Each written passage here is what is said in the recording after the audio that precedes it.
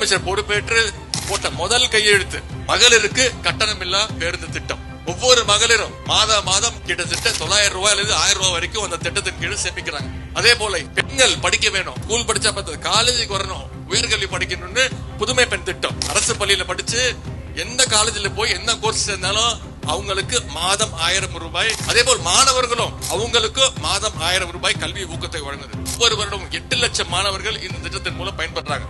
இந்தியாவிலே எந்த மாநிலத்திலும் இல்லாத திட்டம் அதுதான் முதலமைச்சருடைய காலை உணவு திட்டம். 1ஆம் வகுப்பிலிருந்து 5ஆம் வகுப்பு வரை படிக்கக்கூடிய அரசு பள்ளி மாணவர்கள் தினமும் காலையில் ஸ்கூலுக்கு வந்தாங்கன்னா அவங்களுக்கு முதல்ல வயிறார சாப்பாடு, அதன் பிறகுதான் கல்வி. ஒவ்வொரு நாளும் திங்கள் முதல் வெள்ளிக்கிழமை வரை 20 லட்சம் குழந்தைங்க இந்த திட்டத்தின் மூலம் பயன்படுறாங்க. இதற்கெல்லாம் முத்தாய்ப்பாக ஒரு திட்டம். நம்முடைய தேர்தல் அறிக்கையில சொன்ன திட்டம் கொடுக்க முடியாது, நாங்க கடும் நிதி நெருக்கடி இருந்தாலும் நம்முடைய தலைவர் அவர்கள் அதை செஞ்சு காட்டினார். முத்தமிழர் கலைஞருடைய பெயர்ல கலைஞர் மகளிர் உரிமை தொகை திட்டம் விண்ணப்பிச்சது 1,55,00,000 மகளிர். அதுல கிட்டத்தட்ட 70% மகளிருக்கு சரிபார்க்கப்பட்டு பரிசீலனை செய்யப்பட்டு இன்றைக்கு ஒவ்வொரு மாதமும் 1,15,00,000 மகளிருக்கு மாதம் 1000 ரூபாய் கலைஞர் மகளிர் உரிமை தொகை திட்டம் கொடுக்கப்பட்டிருக்கு.